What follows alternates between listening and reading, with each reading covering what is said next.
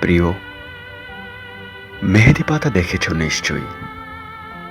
উপরে সবুজ, ভিতরে রক্তাক্ত ক্ষত বিক্ষত।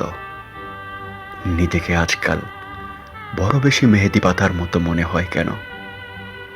উপরে আমি, অথচ ভিতরে কষ্টের যন্ত্রণার এমন সব বড় বড় গর্ত যে তার সামনে দাঁড়াতে নিজেরই ভয় হয়। তুমি কেমন আছো? বিরক্ত হচ্ছ না তো? ভালোবাসা যে মানুষকে অসহায় করে তুলতে পারে, সেদিন তোমায় দেখার আগ পর্যন্ত আমার জানা ছিল না। তোমার উদ্দাম ভালোবাসার দুটি জ্বালিয়ে পুড়িয়ে সারকার করে ফেলেছে আমার ভিতর ও বাহির, আমারই হাতে গড়া আমার পৃথিবী।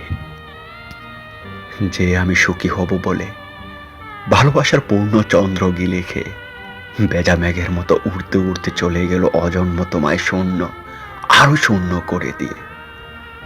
তার মুখে এসব কথা মানায় না আমি জানি, কিন্তু আমি আর এভাবে এমন করে পারছি না। আমার চারদিকের দেয়াল জুড়ে থই থই করে আমার স্বপ্ন খুনের রক্ত। উদাস দুপুরে বাতাসে শীষ দেয় আমার সেই ভালোবাসা।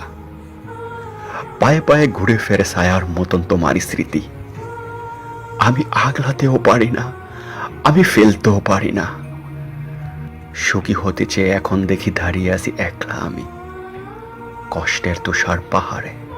প্রিয়, তোমার সামনে দাঁড়ানোর কোনো যোগ্যতাই আজ আমার অবশিষ্ট নেই। তবুও তবুও তুমিই একদিন বলেছিলে, বেজা মেঘের মতো অবুঝ আকাশে উড়তে উড়তে জীবনের সুতায় যেদিন টান পড়ে কখনো, চলে এসো, চলে এসো, বুক পেতে দেব, আকাশ বানাবো আর হাসনা হেনা ফুটাবো।